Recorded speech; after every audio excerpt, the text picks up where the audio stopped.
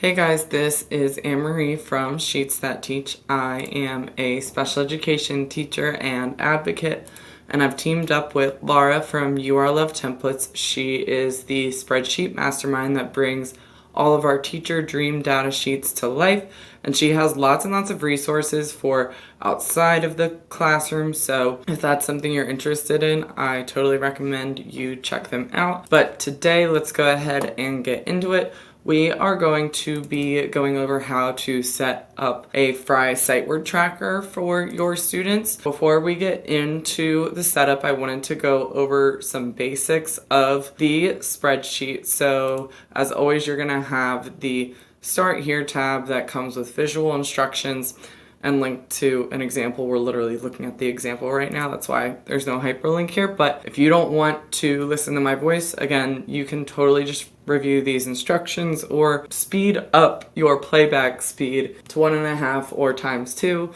if you're short on time. And then it comes with this beautiful student info and progress tab. Again, you can mark whether the student has an IEP. If they do, what are their benchmarks and their present levels. Then over here on the dashboard tab, you are never ever going to need to touch anything on this dashboard tab. Everything is automated, even down to the name. Even the student's name is being carried over from where you wrote it right here. So the dashboard is truly amazing. So it is going to summarize all your trials for that set. It's going to tell you the date, the accuracy, and the words missed. And then what I really love down here is you have your average accuracy across all trials to make progress reporting super duper easy at the end of the marking period or whenever they've achieved mastery. So you get that for sets 1 through 4. Then you also get a beautiful graph down here where you can see the progress across all 4 sets in time. Word sets tab, that's where you're going to be taking your actual data. And again, really easy to see.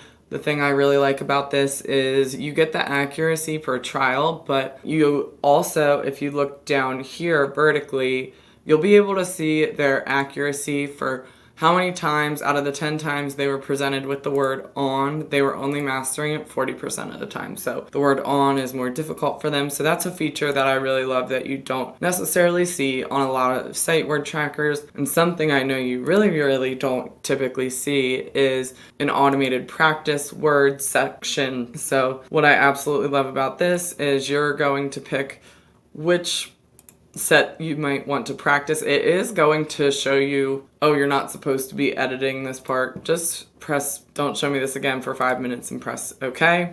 Now, it's going to tell me that date is invalid. That's because on this date, 8/25/25, I didn't assess any of the third word sets. So after you pick what set you want to be able to print a practice page from, then the dates are going to change to only dates that you trialed the third set. So let's go ahead and click 11/6. And as you can see, those are the words they missed on 11/6, 11/11. Let's try 10/21. And just to show you, so on your first, let's jump back to the first. We didn't do the first in October because they were already mastered, but let's go ahead in September. As you can see, the dates changed on that drop down again, but you're still able to auto-populate all the words that they missed on that trial, so you can send this home for homework. Maybe they can trace it, whatever it is you need to work on the para. That's a great way to see what they need to be working on. And this is a printer friendly page. You can just go to File, Print, and we can say Fit to Page. You have that as a very easy printer friendly page. Something worth mentioning is there is going to be a hidden tab. Again, this is a tab that you're never ever going to touch or use. This is what we needed to put in there to be able to grab all of the info to make some of our automations. You don't have to, and you shouldn't ever have to type anything on this. In fact, I think it's best to go ahead and keep it hidden. Again, on the off chance that you need to see it, it is going to be right here by those 3 lines. Let's go ahead and get into it and actually get this baby set up.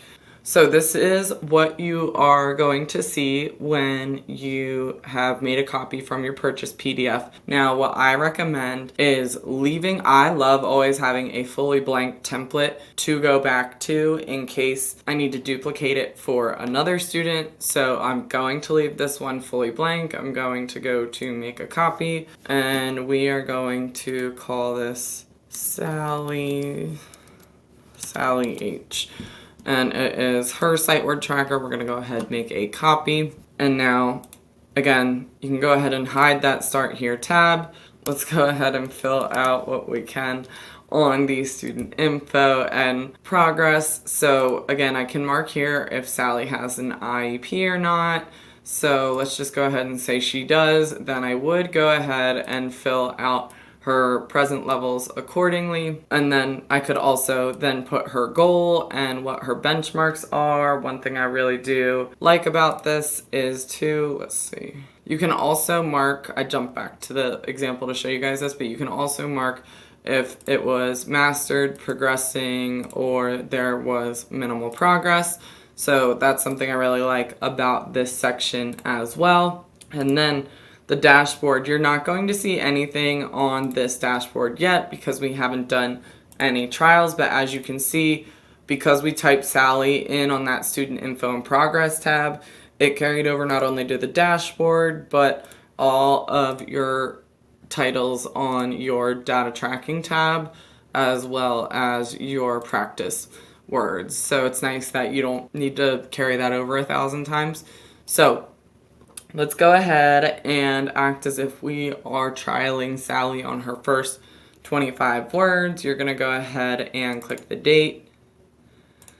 When you click the date, you'll notice that the boxes go from gray to black. We just wanted to keep them gray if you weren't using them because it looked a little busy and overwhelming. Now, another amazing feature, we always want to provide you guys with everything you need for the data tracking. So we did go ahead and link the flashcards. Now, again, they're pretty self-explanatory. You can shuffle these if needed.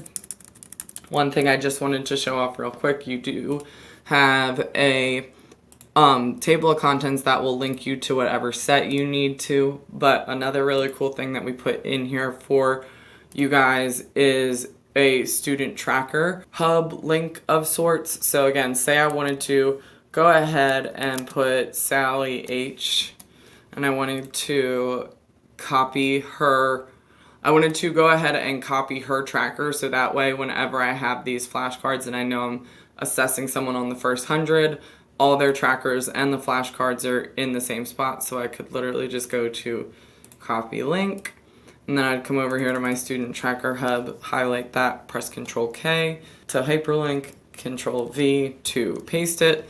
And that way, whenever I have my flashcards up, there's Sally's data that I need. Another thing we did to make it super duper easy for you guys to have everything in one place is if you need a new student or a new tracker, you can click here and it is going to prompt you to make a copy. So that blank template that you need for a new student, boom, it's already there.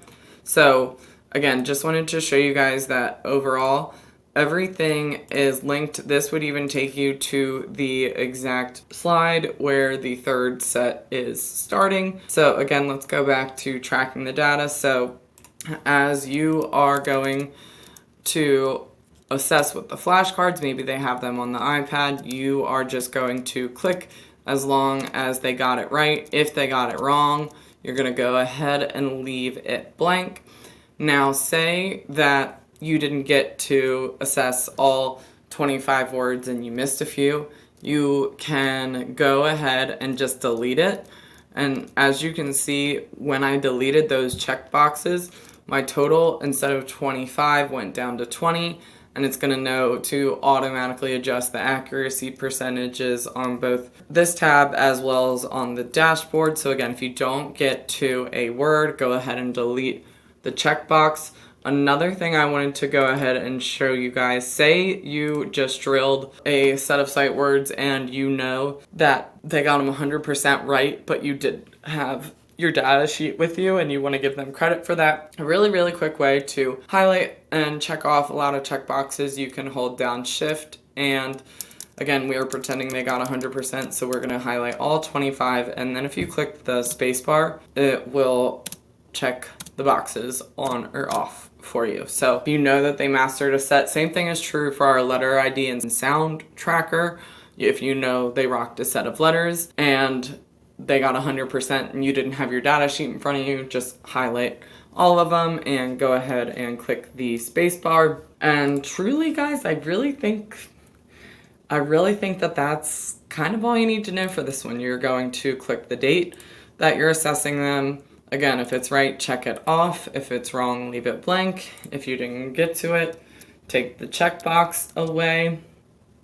And then after that, you're really just, again, we already went over the practice word section, whichever one you want printed. It's going to then generate a list, but as you can see, we obviously didn't do anything on the third set, so there is no drop down menu.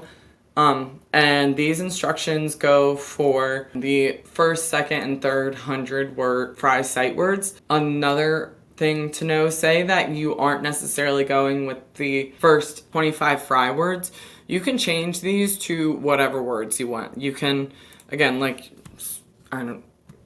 carb, bat, sat, sit. These can be any words you want. If you're doing Dolch, if you're doing, just the pre-primer, things like that, you can track whatever kind of words or sight words that you want. Those are all editable.